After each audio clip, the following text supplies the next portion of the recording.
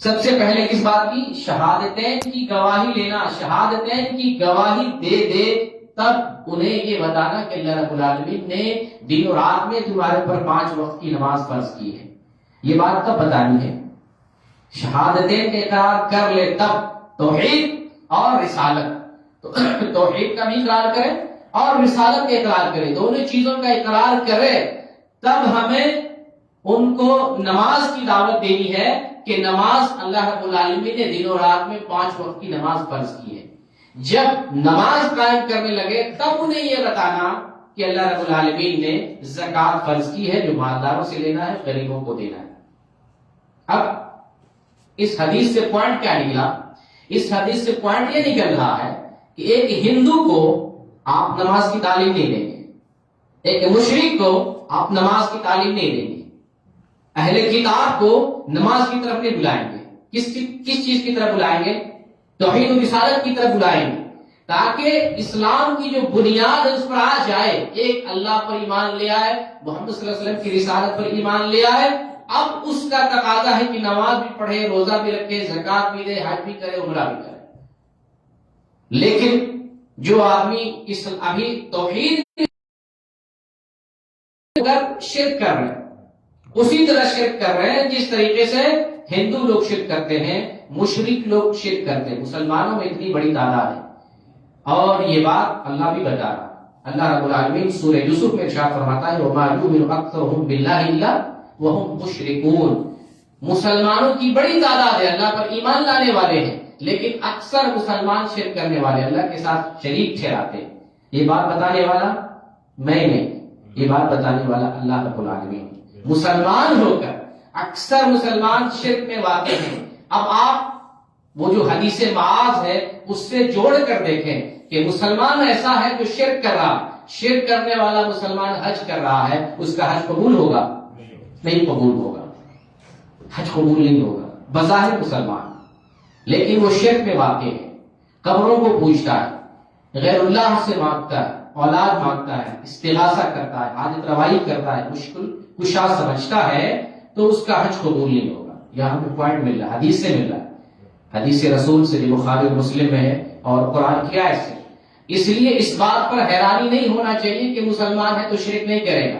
مسلمان ہے اور اکثر مسلمان شرک میں ملوث ہے، شرک کر رہے ہیں، شرک میں واقع ہیں. ایسے مسلمان زندگی بھر حج کرتے رہیں، عمرہ کرتے رہیں، نماز پڑھتے رہیں، اللہ کے ہاں کوئی قابل قبول نہیں ہے. اللہ رب العالمین نے تو محمد صلی اللہ علیہ وسلم کو مخاطب کر کے فرمایا اے نبی لئن اشرکت لیحبطن عملک ولتکونن من الخاسرین. یہ بات اللہ نے کس کو بتائی؟ محمد کو صلی اللہ علیہ وسلم. ہم اور آپ کو نہیں، ہم تو کتنے گناہگار ہیں اللہ ہی جانتا ہے. تنہائی میں کتنا گناہ کرتے ہیں اللہ ہی جانتا ہے، اکیلے میں، انجانے میں، جانتے ہوئے کتنے گناہگار اللہ ہی بہتر جانتا ہے. ہم بھی اپنے گناہوں کا حساب اگر لکھنا چاہیں لکھ نہیں سکتے، کیونکہ ہم تو گناہ ہی کرتے ہیں. نیکیاں تو ڈھونڈ ڈھونڈ کے کرتے ہیں، سوچ سوچ کر کرتے ہیں، گناہ بغیر سوچے کرتے ہیں اور دن اور رات کرتے ہیں. اللہ ہی بہتر ہمارا حال جانتا ہے تو ہم کتنے گناہگار ہیں. لیکن یہاں ہمارے بارے میں اللہ نے بتایا، اللہ نے نبی کو مخاطب کیا ہے نبی آپ نے اگر شرک کیا لئن اشرکت. یہ بات ہم ہی جیسے لوگ بتا سکتے ہیں. یہ بات مسلمانوں میں جو بھلمل مسلمان یہ بات نہیں بتاتے کہ اللہ تعالیٰ نے پیغمبر کو بھی بتایا کہ اے پیغمبر اگر آپ بھی شرک کریں گے لیحبطن عملک، آپ کا بھی عمل رائگاں ہو جائے گا، برباد ہو جائے گا. شرک ہے بھی ایسی بیماری، شرک اتنا مہلک اور خطرناک ہے کہ آپ حج کر لیں گے اور حج قبول نہیں ہوگا. زندگی کا عظیم فریضہ عبادت حج کر لیں گے، شرک ہے قبول نہیں ہوگا، رائے کا برباد ہو جائے گا. تو حج سے پہلے ضروری ہے نا کہ ہم توحید کو سمجھ لیں، عقیدے کی اصلاح کر لیں. اس بات کی کتنی زیادہ ضرورت ہے، اس سے ہمیں اہمیت معلوم ہو رہی ہے کہ توحید کی کتنی اہمیت ہے. یہی تو پونجی ہے، یہی دولت ہے ایمان والوں کی. توحید نہیں ہے تو ایمان نہیں ہے، توحید ہے تو معمولی عمل بھی اللہ کے ہاں بخشوانے کے لیے کافی ہے، اور توحید اگر نہیں ہے تو ڈھیر سارا عمل بھی اللہ کے ہاں دنیا میں رائگاں کر دیا جاتا ہے. تو اللہ نے مخاطب کیا محمد صلی اللہ علیہ وسلم ہے نبی آپ نے بھی اگر شرک کیا لیحبطن عملک، آپ کا بھی عمل برباد ہو جائے. یہاں سوچنا ہے، سمجھنا ہے. نبی سے شرک نہیں ہو سکتا، لیکن شرک ہے ہی اتنا خطرناک، اللہ تعالیٰ نے محمد صلی اللہ علیہ وسلم کو بھی متنبع کر دیا۔ دراصل اپنی محمد صلی اللہ علیہ وسلم کی امت کو متنبع کرنا ہے، لیکن مخاطب کر کے محمد صلی اللہ علیہ وسلم کو بتا دیا کہ اس میں کسی کی چھوٹ نہیں ہے۔ کوئی ولی ہو کر بھی، نبی ہو کر بھی، شہید ہو کر بھی اگر شرک کر بیٹھتا ہے، اللہ کی یہاں بخشش نہیں ہوگی، اس کا عمل قبول نہیں ہوگا، ضائع کر دیا جائے گا۔ وَلَتَكُونَنَّ مِنَ الْخَاسِرِينَ، اور آپ لوگ نہیں، اللہ تعالیٰ نے لوگ نہیں بتایا، لوگ نقصان اٹھانے والے ہیں۔ نبی آپ نے شرک کیا، آپ کا عمل رائگاں ہو جائے گا اور آپ نقصان اٹھانے والوں میں سے ہو جاؤ گے۔ اللہ نے پیغمبر کو بتایا ہے، بہت بڑی عبرت اور نصیحت ہے۔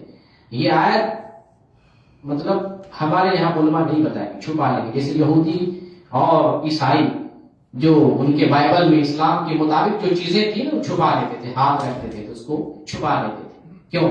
کہیں ہماری فضیحت ہو جائے گی، مسلمانوں کی یہاں انسلٹی ہو جائے گی، کیونکہ قرآن میں جو چیز ہے ہمارے بائبل میں بھی ہے، ہماری تورات میں، ہماری انجیل میں، اس کو چھپا لیتے تھے۔ ہمارے یہاں بھی بہت ساری بڑی بڑی تعلیمات ہیں، ہمارے علماء بتاتے ہیں دن رات وہ چیز بتاتے ہیں جو ہماری کتابوں میں نہیں ہوتی، جو ہماری کتابوں تو نہیں ہوتی۔ یہاں سے ہمیں یہ پوائنٹ مل رہا ہے کہ حج سے پہلے ہمارا عقیدہ درست ہونا چاہیے، ہمارے اندر توحید، سچی توحید ہونی چاہیے، جو توحید مطلوب ہے وہ توحید ہونا چاہیے۔ تو یہ موضوع کی مطابقت ہے کہ حج کا طریقہ بتانے سے پہلے ہم یہ بتانا چاہتے ہیں کہ اپنے ایمان کو خالص کریں، عقیدہ توحید جو اساس ہے اور بنیاد ہے اس کو سمجھ لیں، اور اس عقیدہ توحید کو دل میں موجزن کر لیں، پیوست کر لیں، راسخ کر لیں، تاکہ اللہ رب العالمین جو ہمیں حج کا فریضہ نصیب فرمائے وہ اللہ کی یہاں قبول ہو جائے۔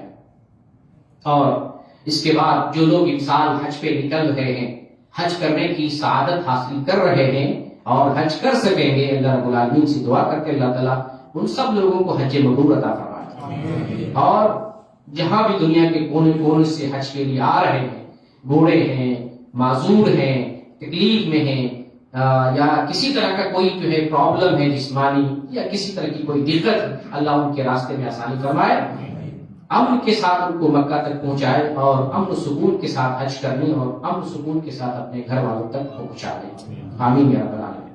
یہاں ان حجاج کرام کی ذمہ داری ہے جو حج کا فریضہ انسان ادا کریں گے۔ ایک عظیم نعمت اور زندگی کی واحد نعمت ہے جو زندگی میں ایک بار ہے۔ اللہ رب العالمین کا اس پر شکریہ ادا کرے کہ اللہ تعالیٰ نے آپ کو منتخب فرمایا ہے، حج کی سعادت آپ کو نصیب فرما رہا ہے۔ رب العالمین کا شکریہ بجا لائیں۔ اگر ہم اللہ کی نعمتوں پر رب العالمین کا شکریہ بجا لاتے ہیں تو اللہ رب العالمین نعمتوں پر شکر گزار ہونے کی وجہ سے اللہ مزید نعمتیں عطا فرماتا ہے، مزید ان نعمتوں کو کنٹینیو کرتا ہے، برابر کرتا ہے، اور اللہ تعالیٰ مزید نعمتیں عطا فرماتا ہے۔ لیکن جب شکر گزار نہیں ہوتے ہیں، اللہ نعمتیں چھین لیتا ہے، محروم کر دیتا ہے، اور مزید بہت سارے جو ہے آفتوں میں اور مصیبتوں میں گرفتار ہو جاتے ہیں۔ تو شکریہ بنتا ہے رب العالمین کا جو لوگ حج پہ اس مرتبہ جائیں گے اور حج کر سکیں گے۔ یہاں یہ بھی جاننا ہے کہ حج ایک فریضہ ہے، حج کوئی نفلی عبادت نہیں، کوئی سنت نہیں ہے، یہ فریضہ ہے، اسلام کے 5 ارکان میں سے ایک رکن ہے، اور یہ رکن ان مالداروں سے تعلق رکھتا ہے جن کو اللہ رب العالمین مکہ مکرمہ بیت اللہ تک پہنچنے کی استطاعت ہے۔ اللہ رب العالمین قرآن میں سورہ آل عمران میں ارشاد فرماتا ہے وَلِلَّهِ عَلَى النَّاسِ حِجُّ الْبَيْتِ مَنِ اسْتَطَاعَ إِلَيْهِ سَبِيلًا وَمَنْ كَفَرَ فَإِنَّ اللَّهَ غَنِيٌّ عَنِ الْعَالَمِينَ۔ اللہ رب العالمین نے انسانوں پر حج کرنا فرض کر دیا ہے اس انسان پر جو اللہ کے گھر تک پہنچنے کی طاقت رکھتا ہے، اللہ کے گھر تک پہنچنے کی طاقت رکھتا ہے۔ یہ سب کے لیے نہیں فریضہ، یہ ان لوگوں کے لیے فریضہ ہے جو اللہ کے گھر تک پہنچ سکے۔ پہنچنے میں یا استطاعت میں علماء نے کئی مفہوم ذکر کیا، دو عموماً مشہور ہے استطاعت میں، کہ جسمانی استطاعت ہو، اور دوسرا یہ کہ مالی استطاعت ہو۔ اول پہلا میں تو مالی استطاعت، اللہ کے گھر تک آنے میں جتنا خرچ لگتا ہے، آ کر ریٹرن ہونے میں، پھر گھر میں جتنے دن ہم غائب رہتے ہیں، بیوی بال بچوں کی حفاظت کے لیے ہم گھر میں اتنا پیسہ چھوڑ دیں، ایسا نہیں گھر کا سارا پیسہ بٹور کر ہم حج پہ چلے جائیں، بچے رو رہے ہیں بھیک مانگ رہے ہیں، ایسا نہیں ہونا چاہیے۔ بہت سے لوگ ایسا ظلم کرتے ہیں، ایسے مسلمان کو سمجھنا چاہیے اپنے بچوں پر، بیوی بال بچوں پر ظلم نہ کریں، گھر بیچ دیں، زمین بیچ دیں، اور بیوی کے جو ہے زیورات گروی لگا دیں اور حج پہ جائیں۔ شہرت کے لیے، ناموری کے لیے، یا گاؤں میں اور سماج میں حاجی کہلانے کے لیے، ایسا حج اللہ کیا نہیں ہے. ایسا حج نہ کریں. آپ گھر والوں کو دے کے آئیں اور حج میں جتنا خرچ لگتا ہے وہ خرچ آپ کے پاس ہو، تب جا کر آپ حج کریں. تو ایک تو مالی استطاعت ہونا چاہیے، اور دوسری استطاعت جسمانی استطاعت ہو. جسمانی استطاعت نہ ہو، آنے کی سکت اور طاقت نہ ہو، تو اپنا مال دے کر کسی سے حج بدل کروا سکتا ہے. خود نہیں آئے گا لیکن کسی اور سے نیابت کے طور پر حج بدل کروا سکتا ہے. مال ہونے سے حج فرض ہو جاتا ہے. اب جسمانی طاقت نہیں ہے تو کسی اور کو پیسہ دے دے، چاہے سعودی عرب میں ہو یا اپنے ملک میں ہو، اس کو پیسہ دے کر حج بدل اپنی طرف سے کروا سکتا ہے. اس میں شرط یہ ہے کہ جو بندہ حج کرے گا کسی اور کی طرف سے، وہ پہلے اپنا حج کر چکا ہو، وہی دوسرے کی طرف سے حج کر سکتا ہے. جس نے پہلا اپنا حج نہیں کیا ہے وہ دوسرے کی طرف سے حج نہیں کر سکتا. تو یہ دو شرط ہے. ایک تیسری شرط علماء یہ بھی بیان کرتے ہیں کہ راستہ پرامن ہونا چاہیے. شرط ہے اگر راستے میں خطرہ ہو تو پھر حج پہ نہیں نکلنا چاہیے، آپ رک جائیں. جب راستہ پرامن ہو جائے، آپ کی جان کو خطرہ ہو راستے میں، تو آپ رک جائیں. لٹیرے ہو یا جو ہے ایسا کنڈیشن آ جائے، کہیں آپ کو مار دیا جائے، کہیں آپ پکڑے جائیں، کوئی مشکل آ جائے، کسی طرح کا جانی خطرہ منڈرا رہا ہو، تو ایسے وقت میں آپ رک جائیں. جب پرامن راستہ ہو جائے اس وقت آپ حج کے لیے سفر کریں. اور الحمدللہ اس وقت تو راستے پرامن ہیں. کہ پہلے زمانے میں ایسا ہوا کرتا تھا، جس وقت پیدل چلا کرتے تھے یا پھر جو ہے سواری پر بیٹھ کر، جانوروں کی سواری پر سوار ہو کر جایا کرتے تھے، اور قافلوں کو لوٹ لیا جاتا. پہلے رہزنی کا معاملہ بہت زیادہ چلتا تھا.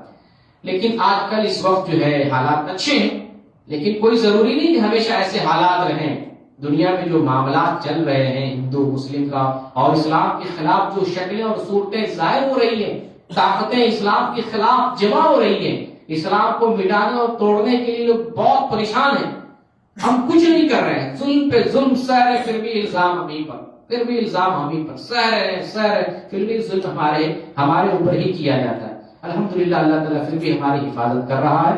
کوئی اسلام کو مٹا نہیں سکتا، کوئی بھی مسلمانوں کو مٹا نہیں سکتا. تو یہ تین چیزیں میں نے بتایا کہ ایک راستے کا پرامن ہونا بھی حج کی شرائط میں سے ہے. راستہ پرامن ہو تو حج پہ نکلے، پرامن نہ ہو حج پہ نہیں نکلے. ایک چوتھی شرط ہے وہ عورتوں کے تعلق سے ہے. عورتوں کے لیے محرم کا ہونا ضروری ہے. اگر محرم کا انتظام نہیں ہے تو عورت حج پہ یا عمرے پہ نہیں آئے گی. کوئی بھی عورت بغیر محرم کے حج یا عمرے پر سفر نہ کرے، چاہے عمرہ ہو یا حج ہو. عورتیں آج کل سمجھتی ہم ہوشیار ہو گئے، ہم نوکری کرنے والے ہیں، ہم پڑھ لیے ہیں، ہم جو ہے گریجویٹ ہیں، ہم کالج اور یونیورسٹیوں کی تعلیم لے چکے ہیں، ہم کہیں بھی جا سکتے ہیں، کچھ بھی کر سکتے ہیں. تو ذہین فطین چالاک ہو جانے سے اسلام کے قوانین کو آپ ہاتھ میں نہیں لے سکتے. جیسے پولیس والا پولیس کا کام پولیس کرے گی، وکیل اپنا کام کرے گا، جج اپنا کام کرے گا، اور ایم ایل اے، منسٹر اور پارلیمنٹ والے اپنی اپنی ذمہ داری ادا کریں گے. اسی طریقے سے عورت کی جو ذمہ داری ہے وہ وہی ادا کرے گی. ایسا نہیں ہے کہ اگر وہ چالاک ہو گئی ہے تو کچھ بھی قانون اپنے ہاتھ میں لے لے. اگر وہ سفر کر سکتی ہے تو اس کا مطلب نہیں ہے کہ وہ اکیلے سفر کر جائے. اسلام نے شرط لگائی ہے محرم کے بغیر وہ سفر نہیں کر سکتی ہے. تو محرم کا ہونا ضروری ہے، شرط ہے. اگر کسی عورت کے لیے محرم نہیں ہے تو محرم ہونے تک یا تو انتظار کرے، جیسے محرم بیمار ہوتا ہے یا کہیں سفر پہ کہیں مشغول ہوتا ہے، انتظار کرے، آسانی ہو جائے، اللہ سے دعا کرے. اگر محرم کا انتظام نہ ہو، محرم پاسبل نہ ہو، تو پیسہ دے کر کسی اور سے وہ اپنا حج کروا سکتی ہے، حج بدل کروا سکتی ہے. یہ ایک کنڈیشن ہے حج کرنے کی. تو حج ایک فریضہ ہے جو زندگی میں ایک بار آتا ہے. اب ہم آپ سے یہ بتائیں کہ جو اصل مسئلہ ہم آپ سے جو ڈسکس کرنا چاہتے ہیں، ذہن میں آج حج سے پہلے بیٹھانا چاہتے ہیں آپ سے، اور میری آواز جہاں تک پہنچ رہی ہے ان تمام لوگوں سے میں مخاطب ہوں، حج سے پہلے اپنے ذہن کو صاف کر لیں. اللہ ایک ہے، اللہ اکیلا ہے، اللہ بندگی کے لائق اکیلے ہے، اللہ کے ساتھ کوئی شریک نہیں. توحید کو خالص کر لیں، خالص توحید کا عقیدہ لے کر، اور نبی کریم صلی اللہ علیہ وسلم کی جو سنت ہے، حج کا طریقہ، سنتی طریقہ، اس طریقے کو سیکھ کر پھر اللہ کے گھر کی طرف سفر کریں. تو جب آپ اس طریقے سے حج پہ آئیں گے سنت کے مطابق حج کریں گے، گناہ کا کام نہیں کریں گے، فریضے کو صحیح سے ادا کریں گے تو اللہ رب العالمین آپ کے حج کو قبول کرے گا۔ تو یہ جو حج ہے پورا کا پورا حج ہمیں نظر آتا ہے اللہ کے لیے، اللہ کی بڑائی ہے، اللہ کی بندگی ہے، اللہ کی بڑائی کا اظہار پورا حج۔ حج جس وقت آپ حج کی نیت کرتے ہیں اللہ ہی کا ذکر، اللہ ہی کی بڑائی ہے اور اللہ ہی کا ذکر ہمیں نظر آتا ہے۔ حج پورا کا پورا اللہ کا ذکر ہے۔ حج پیغام دیتا ہے ایک اللہ کو مانو، ایک اللہ کی طرف آؤ، ایک اللہ سے رشتہ جوڑو، ایک اللہ کی بندگی کرو، ایک اللہ سے مانگو، ایک ہی اللہ تمہارے لیے کام کے لائق ہے، ایک ہی اللہ تمہارے ہر کام کو بنانے والا، ایک ہی اللہ تعالیٰ تمہیں دینے والا۔ پورا حج ہمیں یہی تعلیم دیتا ہے، یہی بتلاتا ہے، یہی سمجھاتا ہے، حج ہمیں یہی پیغام دیتا ہے۔ اور ابراہیم علیہ السلام جب بیت اللہ کی تعمیر کر لیے، اللہ تعالیٰ نے حکم دیا ابراہیم علیہ السلام کو کہ بیت اللہ کی تعمیر کرو، قصر نو تعمیر کرو۔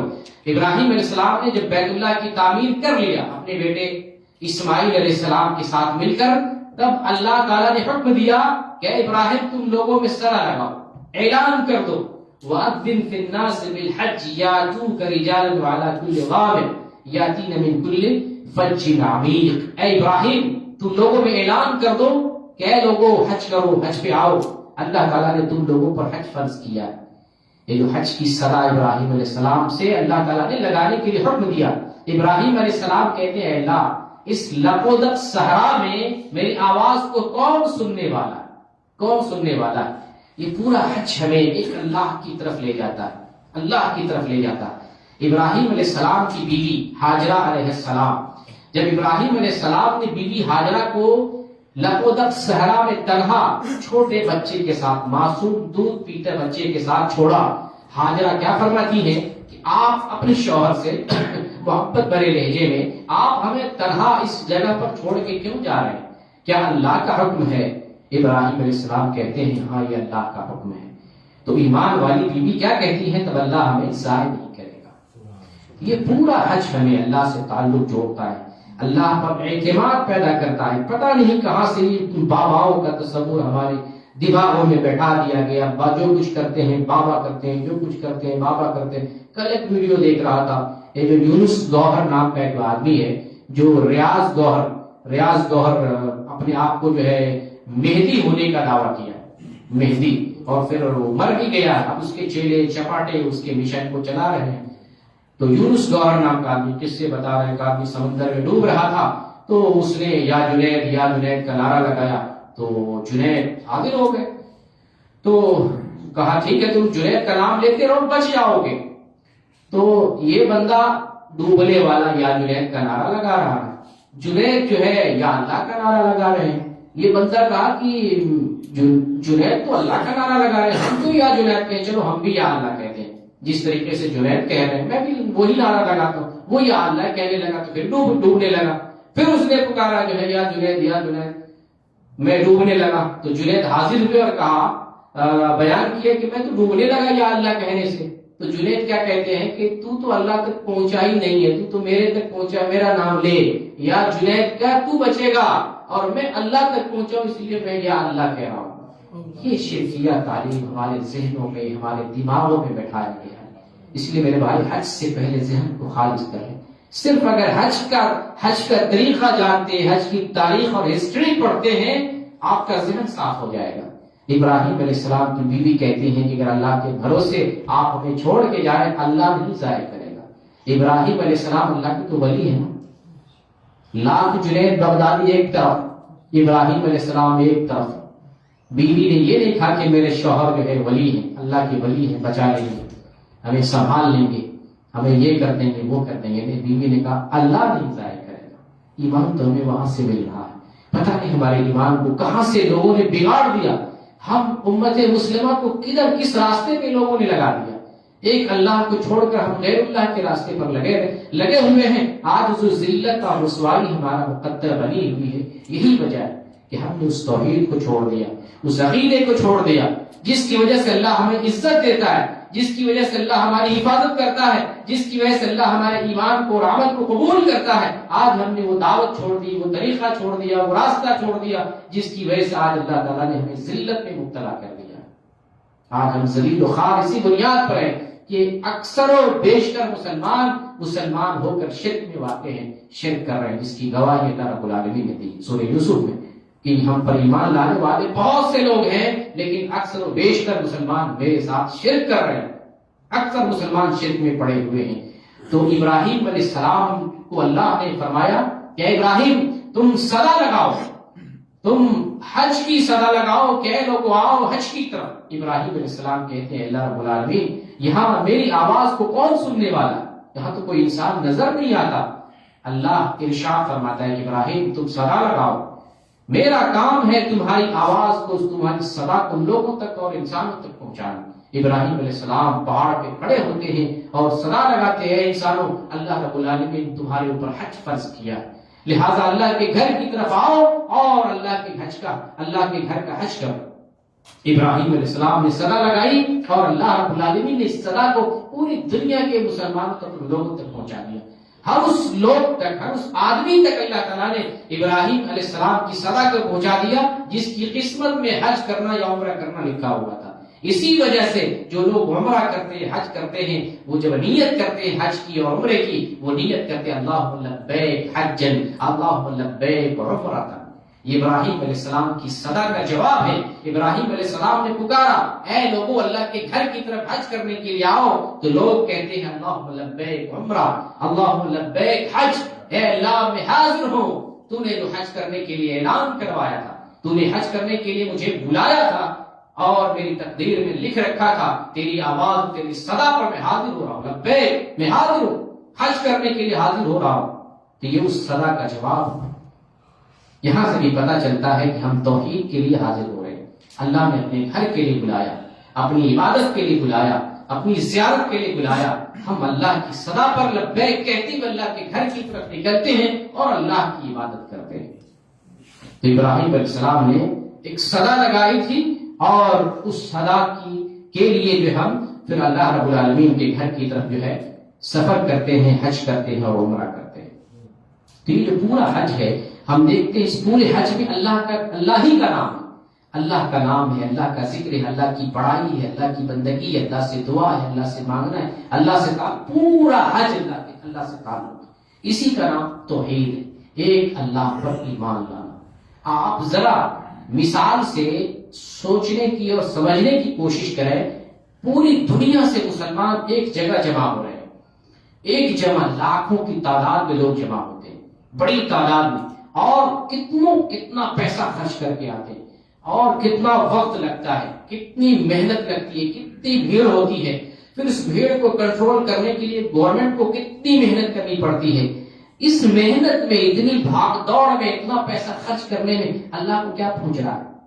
اللہ یہ مطالبہ کیوں کر رہا ہے؟ ہم گھر میں بھی تو بندگی کر سکتے تھے، گھر میں بھی تو نماز پڑھتے تھے اور پڑھ رہے تھے، اللہ نے اتنی دور آنے کا ہم سے مطالبہ کیوں کیا؟ اللہ ہم سے اس بات پر کیوں اس بات کا حق دے رہا ہے؟ اتنی دور سے چل کے آئیں، پیدل آئیں، چل کے آئیں، دنیا کے کونے کونے سے آئیں، اللہ اس بات کر کے حکم دے رہا ہے، اتنی محنت کیوں کروا رہا ہے؟ جبکہ دنیا کے مسلمان کہاں کہاں بسے ہوئے، کس تکلیف سے گزر کر انسان یہاں پہنچتا ہے، ہر کسی کو سہولت میں میسر نہیں ہے، تکلیف سے تکلیف کے ساتھ انسان گزر کر یہاں پہنچتا ہے۔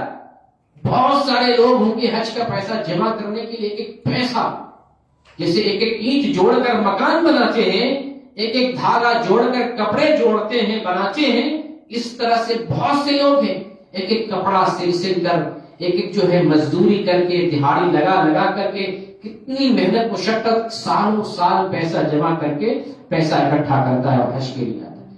اللہ اتنی بڑی قربانی ہم سے کیوں چاہتا ہے؟ اسی حج میں قربانی بھی ہے، ہم حج میں قربانی کرتے ہیں، جو حج قران کرتا ہے، حج تمتع کرتا ہے، اس حج میں ہم قربانی کرتے ہیں۔ اللہ اس قربانی کے تعلق سے کیا کہتا ہے قرآن میں؟ ذرا سنیے، لن ينال الله لحومها ولا دماؤها ولكن يناله التقوى منكم۔ کہ تمہاری قربانی کا نہ گوشت اللہ کے یہاں پہنچتا ہے، نہیں تمہاری قربانی کا خون اللہ کے یہاں پہنچتا ہے، بلکہ تمہارے دلوں کا تقوی اللہ کے پاس پہنچتا ہے۔ تو یہ جو ہم چل کے آتے، یہ جو پیسہ خرچ کر کے آتے، اللہ یہ دل دیکھتا کس توحید سے آ رہا ہے، کس الفت سے ہمارے گھر میں آ رہا ہے، کس محبت سے ہمارے یہاں آ رہا ہے، کس انداز میں ہمارے یہاں حاضری ہو گئی۔ آپ نماز بھی پڑھتے ہیں، اللہ کے یہاں کیا پہنچ رہا ہے؟ آپ جب زکات دیتے ہیں، اللہ کے یہاں کیا پہنچ رہا ہے؟ آپ جب قربانی کرتے ہیں، اللہ کے یہاں کیا پہنچ رہا ہے؟ آپ جب کوئی بھی عبادت تلاوت کر رہے ہیں، نیکی کا کام کر رہے ہیں، اللہ کے یہاں کیا پہنچ رہا ہے؟ یہ اللہ کا دل، ہمارا جو دل ہے اللہ کے پاس پہنچ رہا ہے۔ دل کی نیت، دل کی جو ہے دل کا ارادہ، اس کے اندر سوچ اور ہمارے اندر جو عاجزی ہے، تڑپ ہے اللہ کی رضا کے لیے، اللہ کو خوش کرنے کے لیے اور اللہ کا تقرب حاصل کرنے کے لیے، اللہ یہ دیکھ رہا ہے۔ تو جب ایک شخص کچھ دیر کی عبادت کرتا ہے، 10 منٹ کے لیے نماز پڑھتا ہے، اس کی محنت اور تڑپ اتنے دیر کی ہوتی ہے، 10 منٹ اللہ کے لیے عاجزی اور انکساری کرتا ہے۔ حج کے ایام بڑے لمبے ہیں، کافی دن لگتا ہے، 40-45 دن کا ایک ٹرم ہوتا ہے حج کا، آنا اور جانا، اتنے دنوں تک اللہ کو اپنے ذہن میں بساتا ہے۔ بلکہ اگر یہ کہہ لیں کہ جس وقت انسان حج کے لیے سوچ لیتا ہے، اسی وقت سے اللہ کی یاد میں ہوتا ہے، اللہ کی یاد میں، اللہ سے لو لگانے میں، اللہ کا گھر دیکھنے میں۔ اور پھر جب بندہ اتنی تڑپ، اتنے جذبے اور اتنے انکساری کے ساتھ جب اللہ کے گھر آتا ہے، اس کی کیفیت ہی کچھ اور ہوتی ہے۔ جب اس گھر کو دیکھتا ہے جس کو ابراہیم علیہ السلام نے بنایا، جب اس گھر کو دیکھتا ہے جس کو اسماعیل علیہ السلام نے بنایا، جب اس گھر کو دیکھتا ہے جس کی طرف چہرہ کر کے زندگی میں ہم نماز پڑھتے رہے، انسان عجیب کیفیت میں ہوتا ہے، عجیب شوق، عجیب محبت سے اس گھر کو دیکھتا ہے، اس در و دیوار کو دیکھتا ہے، اس بستی اس وادی کو دیکھتا ہے، ان تمام مقامات مقدسوں کو بڑی محبت، شوق، جذبے، دلچسپی اور طرف کے ساتھ دیکھتا ہے، جہاں اللہ تعالیٰ نے بلایا حج کے لیے۔ مطاف ہو، مسعی ہو، مینا ہو، مزدلفہ ہو، عرفات ہو، جمرات ہو، ان تمام مشاعر مقدسہ کو بڑی محبت سے دیکھتا ہے، اور ان تمام جگہ اللہ کو یاد کر رہا ہوتا ہے، اللہ کی بڑائی بیان کر رہا ہوتا ہے، اللہ کا ذکر کر رہا ہوتا ہے، اللہ سے مانگ رہا ہوتا ہے۔ یہاں کوئی جنید، یہاں کوئی بابا، کوئی فقیر، کوئی پیر نہیں ہوتا۔ بڑے بڑے پیر یہاں کر کے یہاں جنید بھی آئے ہوں گے، یا اللہ کہتے ہوں گے۔ جتنے بھی ولی اللہ نے حج کیا ہوگا، اللہ کے گھر میں آ کر کے اور مکہ میں اور جو ہے مشاعر مقدسہ میں اللہ کو یاد کیا ہوگا، اللہ کو پکارا ہوگا۔ سارے انبیاء نے پکارا، سارے انبیاء نے اللہ کو پکارا۔ تو اللہ رب العالمین ہم سے یہ مطالبہ کرتا ہے کہ ہم اپنے اندر اللہ سے رشتہ جوڑیں، اپنے اندر اللہ سے تعلق جوڑیں، اپنے اندر اللہ کی بڑائی کو بیان کرنے والی خوبی پیدا کریں۔ یہ حج کا بڑا پیغام ہے، ایک اللہ کی توحید کو ماننا، ایک اللہ کی وحدانیت اقرار کرنا۔ حج کا اس سے بڑا اور کوئی پیغام، سب سے بڑا پیغام اللہ کے گھر کے لیے آئے ہیں، اللہ کے لیے آئے ہیں، اللہ کا ذکر بلند کرنے کے لیے آئے ہیں، اللہ کو یاد کرنے کے لیے آئے ہیں، تو ہم اللہ ہی والے بن جائیں، اللہ ہی کو یاد کرنے والے بن جائیں۔ تو حج کی قبولیت کے لیے ایک تو ہمارے پاس عقیدہ صحیح ہونا چاہیے، تب ہمارا حج قبول ہوگا۔ دوسری چیز یہ ہے کہ ہم سنت کے مطابق حج کرتے ہیں تو ہی حج قبول ہوگا۔ سنت کے مطابق ہمیں حج کرنا ہے۔ نبی کریم صلی اللہ علیہ وسلم نے خصوصیت کے ساتھ ہمیں بتا دیا، خذوا عنی مناسککم، یہ آپ کا فرمان، خذوا عنی مناسککم، تم حج اور عمرے کے طریقے مجھ سے سیکھو۔ حج کسی اور کے طریقے پر نہیں کرنا ہے، اپنی مرضی سے نہیں کرنا ہے، حج میرے طریقے پر، میرے بتائے ہوئے طریقے پر، میں نے جیسے حج کیا ہے اسی طریقے سے حج کرو گے تو تمہارا حج قبول ہوگا۔ ابھی میں نے قربانی کی بات مثال دی قرآن سے کہ قربانی میں اللہ رب العالمین نہ تو قربانی کا گوشت پہنچتا ہے، نہ خون پہنچتا ہے، بلکہ جو حج میں قربانی دیتے ہیں اس قربانی کا لے کے اللہ کے پاس تقویٰ پہنچتا ہے۔ یہی حج میں مطلوب ہے۔ حج جو کر رہے ہیں یہ ہمارے دلوں کا تقویٰ اللہ کو پہنچتا ہے۔ ہم کس تقویٰ سے، کس توحید سے، کس ایمان سے، کس عقیدے سے، کس دل اور ارادے سے حج کر رہے ہیں، اللہ کے پاس وہ پہنچ رہا ہے۔ اور طریقہ محمد صلی اللہ علیہ وسلم کا ہونا چاہیے، خذوا عنی مناسککم، تم مجھ سے حج اور طریقہ سیکھو، حج اور عمرے کا طریقہ مجھ سے سیکھو، میرے حج کرنے کا جو طریقہ ہے اسی طریقے کے مطابق حج کرو۔ یہی وجہ ہے محمد صلی اللہ علیہ وسلم نے اسی حج کے دوران علل اعلان، جس میں لاکھ سے بھی زیادہ صحابہ کرام تھے، آپ نے اعلان کر دیا تھا یا ایھا الناس ان ربکم واحد، اے لوگو تم سب کا رب ایک ہے۔ اس حج میں یہ حج پورا کا پورا ایک اللہ کی طرف بلا تھا، ان ربکم واحد، اے لوگو تم سب کا رب ایک ہے۔ یہ رب بہت وسیع معنی میں آتا ہے۔ رب کہتے ہیں جو پالنے والا، پیدا کرنے والا، پالنے والا، زندگی دینے والا، مارنے والا، جلانے والا، خوراک دینے والا، روزی روٹی کا انتظام کرنے والا، زندگی کی تمام ضرورتوں کو پورا کرنے والا، یہ رب۔ ہم نے رب کو تو پہچانا ہی نہیں، ہم نے غیروں کو رب بنا دیا۔ جو خوبی اللہ کی ہے، جو خوبی اللہ کی ہے، جو صفات اللہ کی ہے، ہم نے غیر اللہ کو مان لی۔ ہم غیر اللہ کو مانتے ہیں، فلاں جو ہے اولاد دینے والا، فلاں بارش دینے والا، فلاں بگڑی بنانے والا، فلاں جو ہے ہمارے کام کو آسان کرنے والا، فلاں بیماری کو ٹھیک کرنے والا۔ ہم تو غیروں پہ بھروسہ کرتے ہیں، ابھی اللہ کے پاس آئے کہاں ہیں؟ تو میرے بھائی، جو لوگ حج کر رہے ہیں یا جو مسلمان ہیں، ان سب حج ہی نہیں بلکہ جو لوگ حج پہ نہیں مسلمان ہیں، سب یہ جانے کہ رب اللہ ہے، وہی ہماری مشکلیں آسان کرنے والا، وہی بیماری دینے والا، وہی بیماری آسان کرنے والا، وہی دکھ درد دینے والا، وہی دکھ درد کو دور کرنے والا، وہی زندگی دینے والا، وہی موت دینے والا، سب کچھ اسی کے اختیار میں۔ اللہ کے نبی صلی اللہ علیہ وسلم نے اسی حج کے موقع سے اعلان کر دیا، ان ربکم واحد، اے لوگو تم سب کا رب ایک ہے، وان اباکم واحد، تمہارا باپ بھی ایک ہے، تم سب کا ایک ہی باپ ہے، وہ ابراہیم علیہ السلام ہے۔ الا لا فضل لعربی علی عجمی ولا لعجمی علی عربی ولا لاحمر على اسود ولا لاسود على احمر الا بالتقوى ان اکرمکم عند اللہ اتقاکم۔ اے لوگوں سنو، تم میں سے کسی عربی کو کسی اجمی پر کوئی فضیلت نہیں ہے، اور کسی اجمی کو بھی کسی عربی پر کوئی فضیلت نہیں، کسی کالے کو کسی گورے پر کوئی فضیلت نہیں، اور کسی کالے کو اور کسی گورے کو کسی کالے پر، اور کسی کالے کو کسی گورے پر کوئی فضیلت نہیں، الا بالتقوى، سوائے تقوی۔ تقوی ہے تو ایک کو دوسرے پر فضیلت ہے، جس کے پاس تقوی ہے اس کو غیر تقوی والے آدمی پر فضیلت ہے۔ ان اکرمکم عند اللہ اتقاکم، بے شک تم میں فضیلت والا انسان وہ ہے جو اللہ رب العالمین سے سب سے زیادہ ڈرنے والا ہے۔ تو یہ خطاب محمد صلی اللہ علیہ وسلم نے کہاں پر دیا تھا؟ حجۃ الوداع کے موقع سے اصلاح کر رہا ہے کہ جو کچھ ہے تقوی ہے، یہ عمل میں مطلوب ہے، تقوی کے بغیر آپ کا حج نہیں ہوگا۔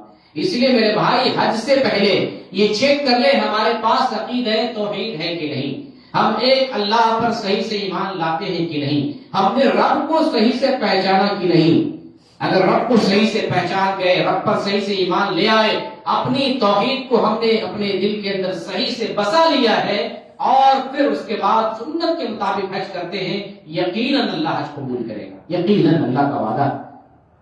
لوگ کہتے ہیں میرا حج کے کیسے ہم مانیں کہ ہمارا حج قبول ہوا کہ نہیں، کیسے ہم جانیں کہ ہمارا عمرہ اللہ کے یہاں مقبول ہوا کہ نہیں؟ میں پہچان بتاتا ہوں، آپ کا عقیدہ درست ہو، آپ کا ایمان درست ہو، آپ کا پیسہ حلال ہو، آپ سنت کے مطابق حج کر رہے ہیں، عمرہ کر رہے ہیں، آپ یقین رکھیں اللہ تعالیٰ آپ کا حج عمرہ قبول کیا ہے۔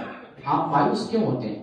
اللہ نے پہچان بتا دیا نا، تم اس طریقے سے حج کرو، اس طریقے سے دین پر عمل کرو۔ اگر آپ اس طریقے سے دین پر عمل کر رہے ہیں تو پھر آپ مایوس کس بات پہ ہیں؟ پھر آپ کو یقین کیوں نہیں کہ اللہ قبول نہیں کرنے والا؟ بغیر عمل کے اللہ روزی دے رہا ہے، اللہ اپنا فضل ہمارے اوپر نازل کر رہا ہے، تو جو عمل جس انداز سے مطلوب ہے اس انداز سے اگر وہ عمل کر رہے ہیں تو پھر تو ہمیں یقین ہونا چاہیے کہ اللہ نے قبول کر لیا۔ یہی قبولیت کی نشانی ہے کہ جس اعتبار سے عمل کرنے کا حکم دیا گیا ہے۔ حج میں مطلوب ہے آپ کا پیسہ حلال ہو، آپ حج کر رہے ہیں اس کے اندر عقیدہ توحید ہو، عقیدہ صحیح ہو، اخلاص کے ساتھ حج کریں، سنت کے مطابق حج کریں، وہی حج مبرور ہے۔ وہ حج مبرور ہے جس کا بدلہ اللہ رب العالمین نے جنت رکھا ہے، جس کا بدلہ جنت رکھا ہے۔ العمرۃ الی العمرۃ کفارۃ لما بینہما والحج المبرور لیس له جزاء الا الجنہ۔ ایک عمرہ سے دوسرے عمرے کے درمیان جو غلطی ہوتی ہے اللہ معاف فرما دیتا ہے، اور حج مبرور کا بدلہ جنت کے علاوہ کچھ نہیں ہے۔ حج مبرور کا بدلہ ہر حج کا بدلہ نہیں۔ بہت سے لوگ آتے ہوں گے حج پہ، شرک کرنے والے ہوں گے، بدعت کرنے والے ہوں گے، ان کا عقیدہ خراب ہوگا، ان کی نیت خراب ہوگی، ان کی دولت حرام کی ہوگی۔ ایسے لوگوں کا حج مبرور نہیں ہے۔ حج مبرور ان لوگوں کا حج قرار پائے گا جس کا اعمال صحیح ہے، جو اس کا عقیدہ صحیح ہے، جو اخلاص کے ساتھ حج کر رہا ہے، جو سنت کے مطابق حج کر رہا ہے، اس کا حج حج مبرور ہے۔ اس طریقے سے اگر کوئی حج کر رہا ہے، میرے بھائی آپ کو بتا رہا ہوں اللہ قبول کر لیا، آپ کا حج اللہ کے یہاں مقبول ہے، یہ نشانی ہے۔ کسی بھی عمل، نماز پڑھ رہے ہیں، روزہ رکھ رہے ہیں، قربانی کر رہے ہیں، آپ کا دل کہتا ہے پتہ نہیں یہ میرا عمل قبول ہے کہ نہیں، آپ چیک کر لیں۔ قربانی کرنے کا جو طریقہ ہے اللہ کے پاس اخلاص قربانی کا پہنچتا ہے، آپ اخلاص کے ساتھ قربانی دے رہے ہیں کہ نہیں۔ اگر اخلاص کے ساتھ قربانی دے رہے ہیں، ریا نہیں ہے، نمود نہیں ہے، دکھاوا نہیں ہے، ایک دوسرے سے آگے بڑھنے کا، دنیا میں نام کمانے کا ارادہ نہیں ہے، اخلاص کے ساتھ ہم قربانی دے رہے ہیں، یہ قربانی میں مطلوب ہے۔ اگر ایسی قربانی آپ دے رہے ہیں، یقین کریں، شک نہیں، یقین کریں آپ کی قربانی اللہ کے یہاں مقبول ہوگی۔ ہم ایمان والے بندے ہیں، عمل کرنے کے بعد اگر عمل کر رہے ہیں سنت کے مطابق تو اللہ سے امید لگائیں گے ہمارا عمل قبول ہوگا، ورنہ اگر شک ہوا پھر انسان عمل سے پیچھے ہٹ جائے گا، پتہ نہیں میرا عمل قبول ہوا کہ نہیں۔ یقین کریں کہ اللہ سے امید رکھیں گے اللہ تعالیٰ قبول کرنے والا۔ تو اب آتے ہیں حج کی طرف۔ ابھی میں نے تمہیدی باتیں آپ سے بیان کی کہ حج کا سب سے بڑا پیغام ایک اللہ کی وحدانیت، حج میں اللہ سے جوڑے رہتے ہیں سنت کے مطابق۔ رسول اللہ صلی اللہ علیہ وسلم کی جو سنت ہے اس سنت کے مطابق اللہ سے ہمارا رشتہ استوار ہوتا ہے، کیونکہ انٹروڈکشن کرنے والے کون ہیں؟ محمد صلی اللہ علیہ وسلم۔ اللہ کو کس نے انٹروڈیوس کیا ہے؟ محمد صلی اللہ علیہ وسلم نے۔ تو محمد صلی اللہ علیہ وسلم کے طریقے کے مطابق ہم اللہ تعالیٰ سے جڑے رہتے ہیں، پورے حج میں جڑے رہتے ہیں۔ تو حج کا سب سے بڑا میجر پیغام ہے کہ ہم اللہ رب العالمین سے جڑے ہوئے رہتے ہیں، اللہ تعالیٰ سے ہمارا تعلق ہوتا ہے۔ اب ہم حج میں داخل ہوتے ہیں اور حج میں دیکھتے ہیں کہ درس توحید کیا ہے، اتباع سنت کیا ہے۔ حج کا کام جس وقت شروع ہوتا ہے اور ہم حج کی یا عمرے کی نیت کرتے ہیں، میقات پر ہوتے ہیں، اسی وقت ہم نیت کرتے ہیں اللہم لبیک حجا، اور اگر حج تمتع کر رہے ہیں تو پہلے عمرے کی نیت کرتے ہیں اللہم لبیک عمرۃ، پہلے عمرے کی نیت کرتے ہیں، پھر جب حج کر رہے ہوتے ہیں تو حج کی نیت کرتے ہیں۔ تو جس وقت یہ نیت کرتے ہیں ہم اسی وقت اللہ کے لیے ہو جاتے ہیں، اے اللہ ہم تیرے لیے حاضر ہیں۔ تو حج کس کا؟ اللہ کا۔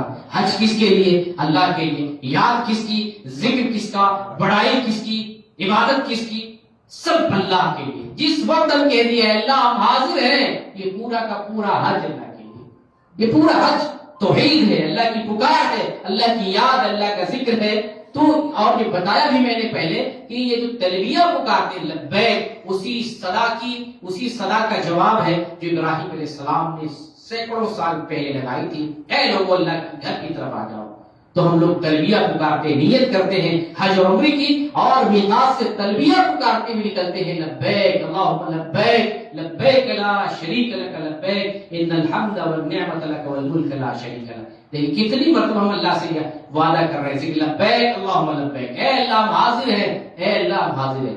کتنی خاکساری ہے، عاجزی ہے، اتنا کسی کو نہیں یاد کیا جاتا اتنا ہم اللہ کو یاد کر کے حج میں نکل رہے ہوتے ہیں۔ اے اللہ ہم حاضر ہیں، اے اللہ ہم حاضر ہیں، پھر کہتے ہیں لبیک لا شریک لک لبیک، اے اللہ ہم حاضر ہیں، تیرا کوئی شریک نہیں، لبیک ہم حاضر ہیں، ان الحمد والنعمت لک والملک لا شریک لک، بے شک ساری تعریف تمہاری ہے، تمہارے لیے ہے، اور جتنی بھی نعمتیں ہیں تمہاری طرف سے ہیں، اور یہ ساری بادشاہت کا مالک تو ہی ہے، اور تیرا کوئی شریک نہیں ہے، تو اکیلا۔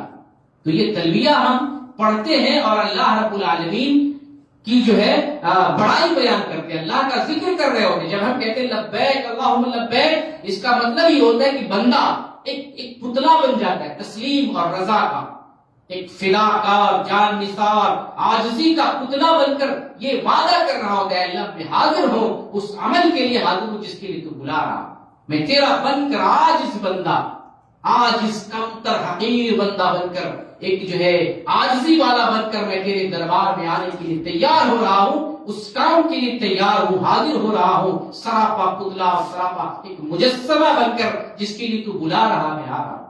یہ لبیک اللہم لبیک کا یہ مفہوم نکلتا ہے۔ اور جس وقت یہ کہتے ہیں لبیک لا شریک لک لبیک، اے اللہ میں حاضر ہوں، تیرا کوئی شریک نہیں ہے، بندہ اس وقت توحید کا اقرار کرتا ہے، تیرا کوئی شریک نہیں۔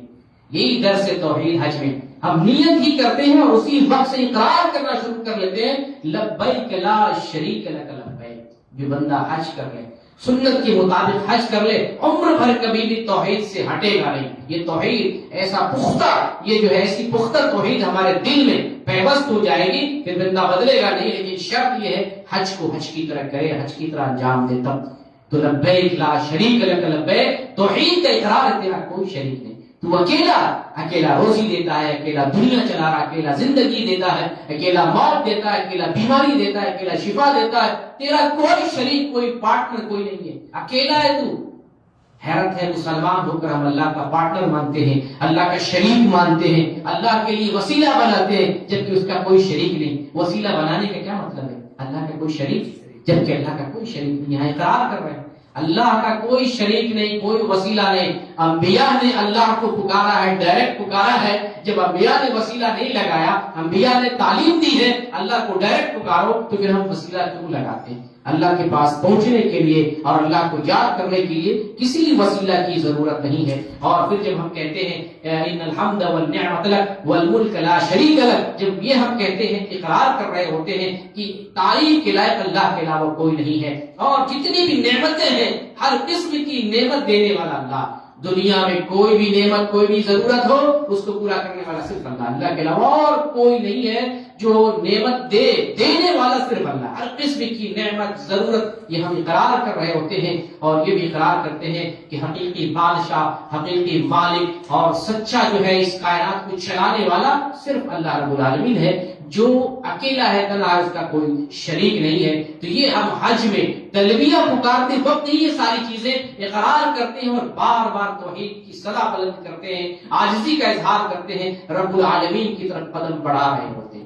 پھر جب ہم مینا جاتے ہیں، مینا میں اللہ رب العالمین کی بندگی کرتے ہیں، اور پھر جو ہے مینا جب ایک دن وہاں عبادت کرتے ہیں، پھر جب 9 کا سورج طلوع ہوتا ہے، طلوع ہونے کے بعد پھر عرفات کی طرف جاتے ہیں. ذرا غور کریں، عرفات کا میدان، وہ منظر یاد کریں، پوری دنیا کے مسلمان وہاں جمع، ایک رنگ میں، ایک ڈھنگ میں، ایک دھاگے سے پرے ہوئے معلوم ہوتے ہیں. جیسے لگتا ہے ایک قطار میں ایک نسل کے لوگ ہوں، ایک طریقے کے لوگ ہوں. جیسے لگتا ہے کہ ان سب کا خدا ایک ہے، ان سب کا مالک ایک ہے، ان سب کا طریقہ ایک ہے، ان سب کے کام کرنے کی شیلی اور مشن ایک، ایسا محسوس ہوتا ہے. کاش کے مسلمان ایسے ہی دنیا میں ہوتے. اللہ تعالیٰ نے سارے لوگوں کو ایک جگہ جمع کر کے یہ شعور دینے کی کوشش کی ہے کہ تم سب کا رب ایک ہے، تم سب کا باپ ایک ہے، تم سب کا دین ایک ہے، تم سب کا قرآن ایک ہے. اے کاش کہ تم ایک ہی راستے پر، ایک ہی طریقے پر، اسی طریقے سے جمع رہتے جس طریقے سے تم آج عرفات میں جمع. واللہ عرفات کا جو منظر ہے بڑا دل فریب منظر ہے، بڑا خوشنما منظر ہے، بڑا درس ملتا ہے، اتحاد کا درس ملتا ہے، توحید کا درس ملتا ہے. اور وہاں سے یہ سبق ملتا ہے کہ اسلام اسی طریقے سے متحد ہونے کے لیے آیا، ایک ہم اللہ کے ماننے والے ہیں. اور پھر وہاں ایک دعا پڑھتے ہیں جو سارے نبیوں نے دعا کی ہے، لا الہ الا اللہ وحدہ لا شریک لہ لہ الملک ولہ الحمد وہو علی کل شیء قدیر. صدا لگاتے ہیں تیرے علاوہ کوئی جو ہے معبود نہیں، تو اکیلا ہے، تیرا کوئی شریک نہیں. ان اللہ علی کل شیء قدیر، تو ہر چیز پر قادر ہے. ایسا کوئی بندہ نہیں ہے جو ہر چیز پر قادر ہو، یہ صرف اللہ رب العالمین کی ذات ہے، اللہ کی خصوصیت ہے. پھر بھی ہم غیر اللہ کو قادر مانتے ہیں. قادر صرف اللہ رب العالمین، قادر مطلق صرف اللہ رب العالمین ہے. تو یہ جو عرفات کا میدان ہے ہمیں بہت ساری نصیحتیں، بہت سارے اسباب دیتا ہے. وقت اجازت نہیں دیتا ہے کہ اس کی تشریح بڑے وسیع پیمانے پر کی جائے، لیکن اس کے اندر بڑی نصیحتیں ہیں. یہ عرفات کا جو منظر آنکھوں سے دیکھتے ہیں، اور اس منظر کو ہم جو ہے اپنے نظروں کے سامنے دیکھتے ہیں. اے کاش یہی منظر مسلمانوں کا دنیا میں ہوتا. اور یہاں جو ہے یہ سے میرا موضوع ہے مناسک حج میں درس توحید اور اتباع سنت. اتباع سنت آپ کو بتاتا ہوں. آپ جب عرفات میں رہتے ہیں، مغرب تک مطلوب ہے کہ آپ وہاں عرفات میں رہیں. مغرب کا سورج ڈوب جائے، نماز نہیں پڑھنا ہے، بغیر نماز پڑھے آپ کو مزدلفہ آنا ہے. مزدلفہ آ جائیں گے، یہاں مغرب اور عشاء کی نماز قصر کر کے اور جمع کر کے پڑھنی ہے. میرے بھائی، یہاں عقل کہتی ہے سورج ڈوب رہا ہے، سورج ڈوب رہا ہے، نماز پڑھ لو، اللہ کی بندگی کا وقت ہو رہا ہے. نبی کی سنت کہتی ہے نانا، نبی نے نماز نہیں پڑھی ہے، نبی نے نماز مزدلفہ میں پڑھی ہے، آپ مزدلفہ جا کے نماز پڑھیں. اتباع سنت معلوم ہے. آج ہم نبی کو ٹھکراتے ہیں، نبی کا صرف نام لیتے ہیں، کام کسی اور کا ہو رہا ہے، اماموں کا کام چل رہا ہے، پیروں کا بزرگوں کا کام چل رہا ہے، نام صرف نبی کا لیا جا رہا ہے۔ ہم نے بس ٹائٹل اور عنوان لگا لیا نبی کا، محمد کا، لیکن کام کچھ اور ہو رہا ہے۔ کام یہ یہاں سے درس مل رہا ہے، نبی نے مغرب کی نماز عرفہ میں نہیں پڑھی ہے تو نبی کی سنت پر عمل کرتے ہوئے سچے سنی ہوتے ہیں، وہ مزدلفہ میں آ کے نماز پڑھتے ہیں، مغرب اور عشاء کی اکٹھا نماز۔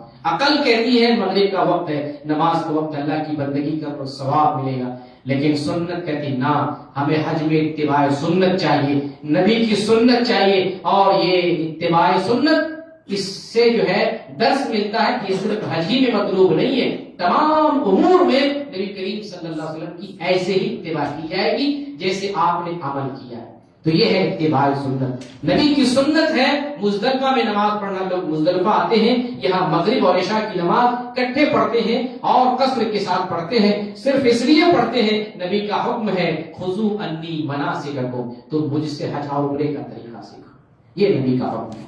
تو ہمارے امام کون؟ محمد صلی اللہ علیہ وسلم۔ پھر ہم کیوں کہتے ہیں کہ ہمارے امام امام ابو حنیفہ، ہمارے امام شافعی، ہمارے امام مالک؟ ہمارے امام تو محمد ہیں۔ ہم اس لیے ایسا کر رہے ہیں حج میں کہ محمد صلی اللہ علیہ وسلم نے ایسا کیا ہے، اس لیے ایسا نہیں کیے کرتے ہیں کہ امام ابو حنیفہ نے ایسا کیا، امام شافعی نے ایسا کیا یا امام مالک نے ایسا، ہم اس لیے نہیں کرتے۔ ایسا ہم اس لیے کرتے ہیں کہ ہمارے امام محمد صلی اللہ علیہ وسلم نے کیا، اس لیے ہمارے امام الانبیاء محمد صلی اللہ علیہ وسلم۔ یہ پوائنٹ بہت بڑی بات ہے، اس کو سمجھیے، اور اس پوائنٹ کے ذریعے صرف حج کو نہیں سمجھنا ہے بلکہ دین کے تمام مسائل کو سمجھنا ہے کہ دین ہمیں محمد صلی اللہ علیہ وسلم سے لینا ہے اور کسی سے نہیں لینا ہے۔ اللہ نے دین محمد کو دیا، محمد نے دین اپنی امت کو دیا ہے۔ شارع شریعت یعنی شریعت کی وضاحت کرنے والے، شریعت کی تفسیر بیان کرنے والے، اللہ کی طرف سے جو ہے دین پہنچانے والے محمد صلی اللہ علیہ وسلم ہیں، تو دین جو ہے صرف محمد صلی اللہ علیہ وسلم سے لیا جائے گا۔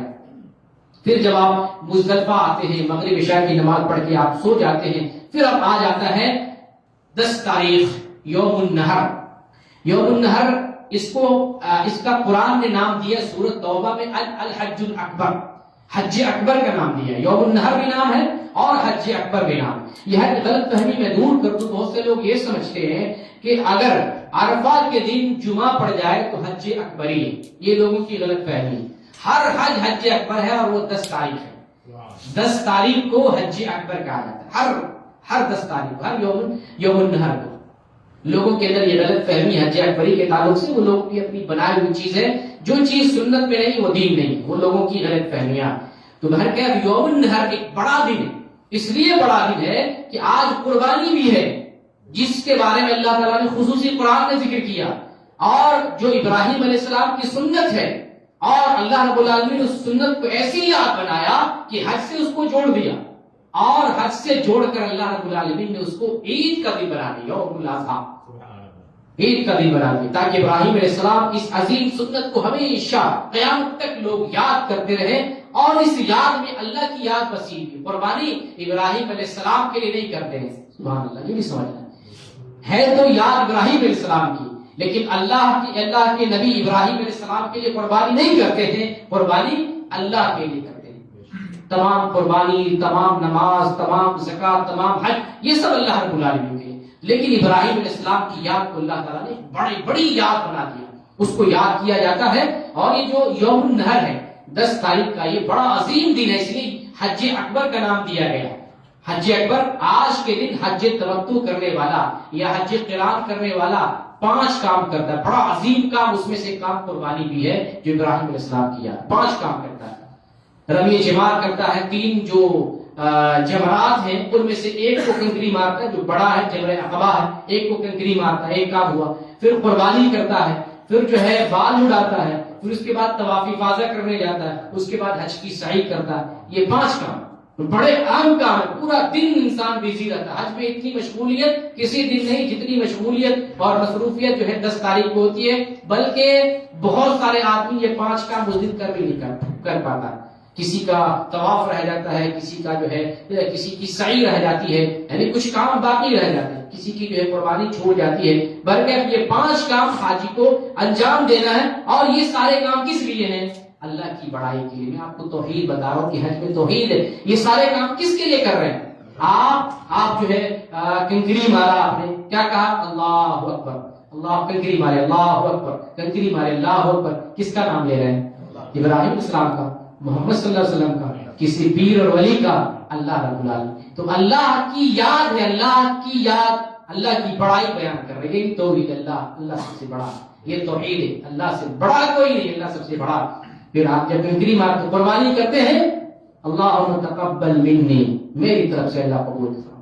یہ کس کے لیے قربانی کر رہے ہیں؟ اللہ رب العالمین. بال مڈا رہے ہیں سنت کے مطابق اللہ کی رضا کے لیے. پھر آپ جو ہے طواف کر رہے ہیں، طواف کا کام ہی اسٹارٹ ہوتا ہے بسم اللہ اللہ اکبر. کب؟ حجر اسود کے پاس بسم اللہ اللہ اکبر چاروں طرف. پھر اس میں دعائیں، اذکار، اللہ کی بڑائیاں، اللہ کا ذکر، اللہ کو یاد کر رہے ہو. طواف کے بعد سعی پہ آتے ہیں. سعی میں دیکھ لیں آپ جو ہے صفا پہاڑ پہ، مروہ پہاڑ پہ اللہ کو یاد کرتے ہیں. لا الہ الا اللہ وحدہ لا شریک لہ لہ الملک وله الحمد وهو على كل شيء قدیر. لا الہ الا اللہ وحدہ وانجز عبادہ ونصر عبدہ وہزم الاحزاب وحدہ. اللہ کی بڑائی بیان کر رہے ہیں. یعنی یہ جو جتنے کام ہیں سب میں اللہ کی بڑائی اور یہ اللہ کی توحید ہے. ہم اللہ کی توحید بیان کر رہے ہوتے. اسی لیے ابو داؤد کے اندر ایک حدیث ہے اور ترمذی کے اندر بھی ہے. نبی کریم صلی اللہ علیہ وسلم فرماتے ہیں انما جعل الطواف في البيت وبين الصفا والمروه ورمي الجمار لاقامه ذکر اللہ. کہ طواف، اللہ کے گھر کا طواف کرنا، صفا مروا کی سعی کرنا اور کنکری مارنا، جمرے کی کنکری مارنا، یہ اللہ کے ذکر کے لیے، اللہ کا ذکر بلند کرنے کے لیے. یہی تو توحید ہے، یہی توحید ہے. اور یہاں اللہ کا ایک پیغام بھی آپ کو بتاؤں. اللہ تعالیٰ سورہ توبہ میں ارشاد فرماتا ہے وَأَذَانٌ مِّنَ اللَّهِ وَرَسُولِهِ إِلَى النَّاسِ يَوْمَ الْحَجِّ الْأَكْبَرِ أَنَّ اللَّهَ بَرِيٌّ مِّنَ الْمُشْرِكِينَ وَرَسُولُهُ. یہ اللہ اور اس کے رسول کی طرف سے اعلان ہے لوگوں کے لیے. یوم حج اکبر کے موقع سے اللہ اور اس کے رسول جو ہے مشرکوں سے بری ہیں. یہ جو 10 تاریخ ہے یوم النحر اور حج اکبر، اللہ اور اللہ کے رسول مشرکوں سے بری ہیں. تو جو مشرکوں سے بری ہے اللہ، اور شرک کے ساتھ اگر کوئی حج کرے، اللہ اس کا حج کیسے قبول کرے گا؟ بالکل حج قبول نہیں کرے گا. اور یہ مشرکین سے مراد صرف یہ ہندو اور کافر نہیں ہے، وہ مسلمان بھی مشرک ہے جو نام تو اسلام کا لیتا ہے لیکن اللہ کے ساتھ کسی اور کو پکارتا ہے. اللہ کو بھی سجدہ کرتا ہے، غیر اللہ کو بھی سجدہ کرتا ہے. اللہ سے بھی مانگتا ہے، غیر اللہ سے بھی مانگتا ہے. اللہ کو بھی بڑا مانتا ہے، غیر اللہ کو بھی بڑا مانتا ہے. اللہ کو بھی مددگار سمجھتا ہے اور اللہ کے علاوہ دوسرے کو بھی مشکل کشا اور غوث سمجھتا ہے. وہ بھی مشرک ہے. وہ بھی اگر حج کرے یوم النحر کو اس کا کوئی کام قبول نہیں، بلکہ حج اس کا مقبول نہیں ہوگا. اللہ اور اس کے رسول مشرکوں سے بری ہیں. یہ آیت ہمیں جو ہے پیغام دیتی ہے اور نصیحت کرتی ہے کہ شرک سے دور ہو جائیں، توبہ کر لیں، توحید کی طرف آ جائیں حج سے پہلے، اور سنت کے مطابق حج کریں، تبھی ہمارا حج اللہ کے ہاں مقبول ہوگا. اچھا، ابراہیم علیہ السلام کنکری مارے تھے شیطان کو تینوں جگہ، جہاں 3 جمرات ہیں، جمرے اولا، جمرے وسطی اور جمرے جو ہے خیر، یعنی تینوں جمرات کو جو کنکری ماری جاتی، ابراہیم علیہ السلام نے 7 کنکریاں شیطان کو مارے تھے.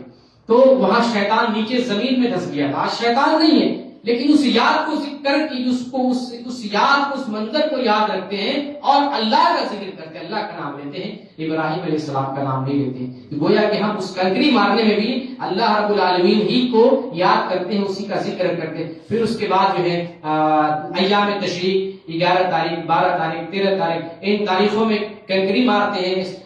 7 تینوں جمرات کو تینوں دن کنکری مارتے ہیں اور طواف ودا کر کے گھر لوٹ جاتے ہیں. یہ پورا حج ہمیں بتا رہا ہے. اس پورے حج میں ہم دیکھتے ہیں اللہ کی بڑائی ہے، اللہ کی یاد ہے، اللہ کا ذکر ہے، اللہ سے دعا ہے، اللہ سے مانگنا ہے.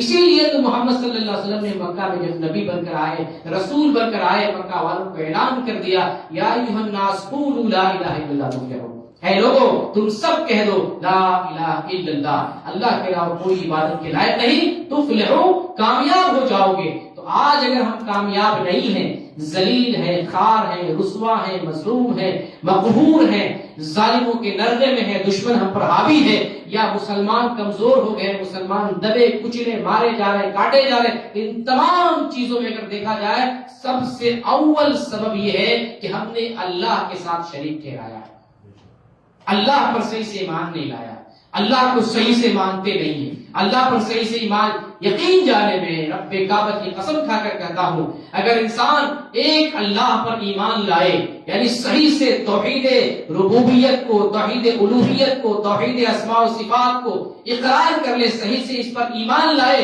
اور دنیا میں جتنے اربوں خربوں مسلمان ہیں وہ سارے صرف اللہ رب العالمین کے لیے ہاتھ اٹھا کر اللہ سے دعا مانگے، اللہ رب العالمین قبول فرما لے۔ لیکن دنیا میں جو لاکھوں اربوں مسلمان ہیں، یہ اربوں جو ہاتھ اٹھ رہے ہیں، درباروں پہ اٹھ رہے ہیں، غیر اللہ کے لیے اٹھ رہے ہیں، جنید بغدادی کے لیے اٹھ رہے ہیں، معین الدین چشتی کے لیے اٹھ رہے ہیں، نظام الدین اولیاء کے لیے ہاتھ اٹھ رہے ہیں، اللہ کیسے دعا قبول کرے گا؟ اللہ ہمیں کیسے سر بلند کرے گا؟ اللہ ہمیں کیسے عزت دے گا؟ مسلمان کیسے نہیں ذلیل ہوں گے؟ اللہ کو آئیں پکاریں۔ یہ توحید سبب دے رہا ہے کہ ہم صرف اللہ رب العالمین کو پکاریں، جس کو محمد صلی اللہ علیہ وسلم نے پکارا۔ محمد صلی اللہ علیہ وسلم سے پہلے جتنے بھی انبیاء آئے، سارے انبیاء نے اللہ رب العالمین کو پکارا، بلکہ اللہ تعالیٰ نے جتنے نبیوں کو بھیجا، اللہ کا فرمان ہے کہ میں نے ہر قوم میں نبی بھیجے، ہر قوم کے نبی نے یہی دعوت دی کہ تم آؤ اعبدوا اللہ واجتنبوا الطاغوت، کہ تم ایک اللہ کی عبادت کرو، طاغوت سے بچو۔ اللہ کے علاوہ جن چیزوں کی عبادت اور پرستش کی جاتی ہے ان تمام چیزوں کو چھوڑ دو، ان سے توبہ کرو، صرف ایک اللہ رب العالمین کی عبادت کرو۔ تو یہ حج ہمیں پیغام دیتا ہے، اور یقیناً حج سے پہلے اگر اپنے عقیدے کی اصلاح کر لیتے ہیں، اپنی توحید کو خالص کر لیتے ہیں، خالص عقیدہ توحید اپنے اندر پیدا کر لیتے ہیں، اور سنت طریقہ جو حج کا محمد صلی اللہ علیہ وسلم کا وہ طریقہ سیکھ لیتے ہیں، سمجھ لیتے ہیں، حج کرنے کے لیے آتے ہیں، انشاءاللہ آپ کا حج مبرور ہوگا اور اللہ رب العالمین قبول فرما لے گا۔ تو یہ حج سے پہلے میں چاہ رہا تھا کہ آپ کے عقیدے کی اصلاح ہو جائے، آپ کے اندر ایمان جاگ جائے، توحید ربوبیت الوہیت اسماء و صفات، توحید کو سمجھیں۔ توحید سے بڑھ کر کوئی چیز نہیں، اور یہ سب سے پہلی دعوت ہے جو کسی غیر مسلم کو دی جائے گی، اس سے پہلے کوئی اور دعوت اسلام کی نہیں ہے۔ محمد صلی اللہ علیہ وسلم 13 سال تک مکہ میں صرف ایک بات توحید کی دعوت دیتے رہے، لا الہ الا اللہ، صرف توحید کی دعوت دیتے رہے، اور کسی غیر مسلم کو سب سے پہلے یہی دعوت دی جائے گی، اس کے بعد ہم دوسری کوئی دعوت دے سکتے ہیں، اس کے بعد جو ہے کوئی دوسری دعوت اس پر جو ہے نافذ ہوگی۔ تو جب ایک غیر مسلم کے لیے توحید سب سے بنیادی چیز ہے دعوت کی، ایک مسلمان جو شرک کر رہا ہے اس کے لیے بھی ضروری ہے کہ شرک سے توبہ کرے، توحید پر آئے، تبھی اس کا عمل اللہ کے یہاں قبول کیا جائے گا۔ اللہ رب العالمین سے دعا کرتے ہیں باراللہ ہم نے جو بیان کیا ہے اور ہماری بات جو لوگوں تک پہنچی ہے، اور جن کے اندر ایمان میں، عقیدے میں، عمل میں شرک، بدعت یا خرافات قسم کی باتیں پائی جاتی ہیں، اللہ ان سب لوگوں کو اصلاح کرنے کی توفیق دے، ہماری بھی اصلاح فرما دے۔ ہمارے اندر بھی عملوں میں کوتاہی ہے اور نیتوں میں کوتاہی ہے، اللہ ہماری نیتوں کی اور عملوں کی اصلاح فرما دے، ہمیں بھی صحیح نیت کے ساتھ، تقوی کے ساتھ عبادت کرنے کی توفیق دے۔ ہم میں سے جو بھائی اگر آج سے پہلے اگر شرک میں یا بدعت میں پڑے ہوئے تھے، توبہ کرنے بھی اللہ ہمیں توبہ کرنے کی توفیق عطا فرما، اور جو مسلمان بھٹکے ہوئے ہیں، مسلمان ہو کر شرک کر رہے ہیں، مسلمان ہو کر غیر اللہ کو پکار رہے ہیں، ایک اللہ ہوتے ہوئے غیر اللہ کو پکار رہے ہیں، اللہ سپر پاور، قادر، مطلق، طاقت والا، قدرت والا، ہر قسم کی قدرت ہے، ہر قسم کی قدرت اللہ کے پاس کس چیز کی کمی ہے کہ غیروں کو پکارتے ہیں؟ اللہ کیا نہیں دے سکتا ہے جو غیروں سے مانگتے ہیں؟ اللہ کے خزانے میں کس چیز کی کمی ہے جو ہم دوسروں سے مانگتے ہیں؟ اللہ کے پاس سب چیز ہے، ساری چیزیں ہیں، قادر ہے، مقتدر ہے، حاکم ہے، مالک ہے، مدبر ہے، دینے والا ہے۔ تو اس لیے ہم اللہ رب العالمین سے مانگے، اے اللہ جو مسلمان بھٹکے ہوئے ہیں، بہکے ہوئے ہیں، نادان ہیں، مسلمان ہو کر شرک کر رہے ہیں، ان سب لوگوں کی اصلاح فرما دے، ان سب کو ہدایت دے، صحیح اسلام کی طرف آنے کی توفیق عطا فرما۔ یہ جو دھندے چل رہے ہیں، مزاروں کے دھندے، گورکھ دھندے، اے اللہ مسلمانوں کو ہدایت دے۔ ہم اگر انڈیا میں اگر کوئی مزار توڑ دیں تو ہم کو قتل کر دیا جائے گا، چھوڑا نہیں جائے گا۔ آج کافروں کو مسلط کیے، کافر ایک ایک مزار کو ڈھونڈ ڈھونڈ کے جو ہے یہ JCB لگا کر اور مشین لگا کر توڑ رہے ہیں۔ اللہ جو کام جو ہے ہم سے لینا تھا، اللہ اگر کام لینا چاہے کافروں سے بھی لیتا ہے، اس میں عبرت ہے۔ یہ حرام ہے، آپ نے کافر ایک سمجھتا ہے کہ قبر پر جو ہے جبے قبے بنانا، عمارت بنانا یہ ناجائز اور حرام ہے، لیکن مسلمان نہیں سمجھ رہا۔ اے اللہ مسلمانوں کو ہدایت دے، ان کو سمجھ دے تاکہ وہ صحیح دین کی طرف آئے، تجھے پہچانے، تیرے پر ایمان لائے، توحید کا اقرار کریں، تجھی سے مانگیں، تجھی سے لو لگائیں، خالص تیری بندگی کریں۔ بارے اللہ ہمارے ایمان کو مضبوط کر دے، ہماری توحید کی اصلاح فرما دے، ہم سب لوگوں کے عمل میں اخلاص دے، نبی کریم صلی اللہ علیہ وسلم کی سنت کو جاننے اور جاننے کے بعد اس پر عمل کرنے اور عمل کرنے کے بعد سیکھنے کے بعد اس کو دوسروں تک پہنچانے کی توفیق عطا فرما۔ آمین و آخر دعوانا الحمدللہ رب العالمین۔ جزاکم اللہ خیر۔